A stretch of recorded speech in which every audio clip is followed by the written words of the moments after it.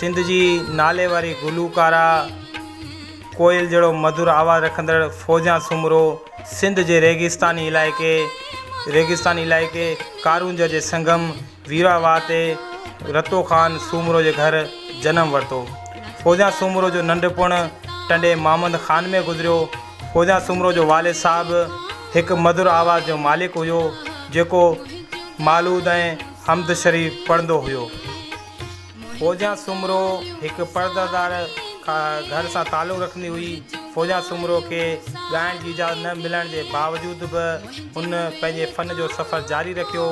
फ़न जे सफ़र जे शौक़ु उनखे रेडियो पाकिस्तान ते खणी आयो, जिते हुन पहिरियों ऑडिशन ॾिनूं, जंहिंमें नाकाम थियण जे बावजूद बि हुन हिमत न हारी ऐं रेडियो पाकिस्तान ते हुनजी उस्ताद ग़ुलाम हुसैन कलेरी सां मुलाक़ात थी,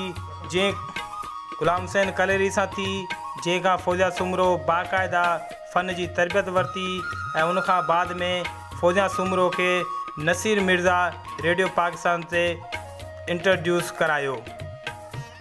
संदसि पहिरियों ॻायल कलाम बेक़दरा क़दर न कईड़े जहर जंग मशहूरु थियो, जंहिं सबबि हुनखे सिंध पूरे पाकिस्तान में वॾी पज़ीराई मिली।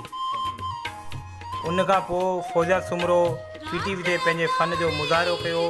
फौजा सूमरो खे PTV ते बेदल मसरूर मुतारिफ़ करायो।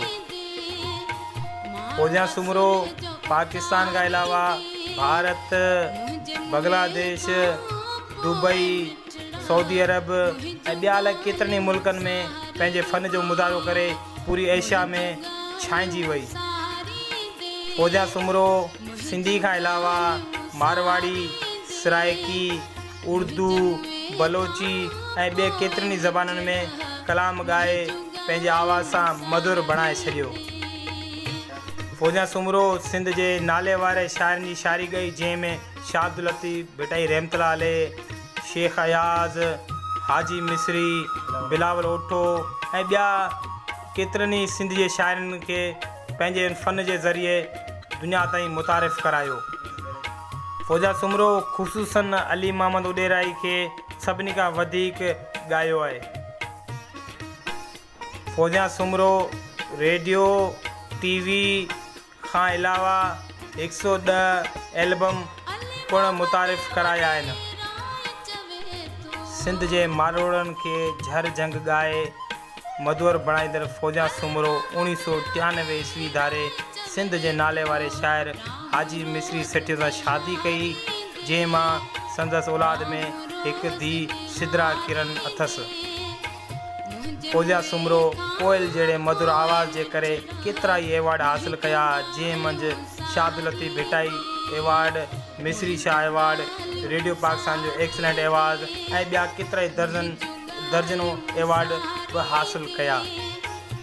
फौजा सूमरो बीमार हुअण बावजूद भी शाह अब्दुल लतीफ़ भिटाई जे उर्स मुबारक ते व्हील चेयर ते अची फ़न जो मुज़ाहिरो करे पंहिंजे मारोड़नि खे मायूस न कयो।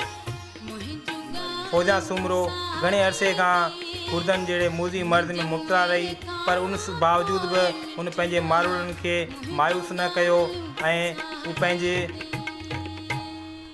पंहिंजे फ़न जो मुज़ाहिरो कंदी रही। फौजा सूमरो काफ़ी टाइम बीमारी सां विढ़ंदी रही, पर 4 सेप्टेम्बर 2002 ईस्वी धारे सिविल अस्पताल कराची में दम धणी हवाले कयो। फौजा सूमरो खे टंडे मोहम्मद ख़ान जे सखी बुरहान शाह कब्रिस्तान में आलिन अखियुनि सां मिटी मां हवाले कयो वियो। फौजा सूमरो खे असां खां विछड़े 18 साल गुज़री विया आहिनि, पर संदर कोयल जहिड़ो मधुर आवाज़ अॼु बि संदसि मौजूदगी जो अहसासु ॾियारींदो रहे थो। आसिफ सोलंकी ऐं मंसूर सोलंकी खे इजाज़त ॾींदा। ताज़ा तरीन ख़बरुनि ऐं अपडेट जे लाइ ॾिसंदा रहो असांजो डेली सिंध YouTube चैनल।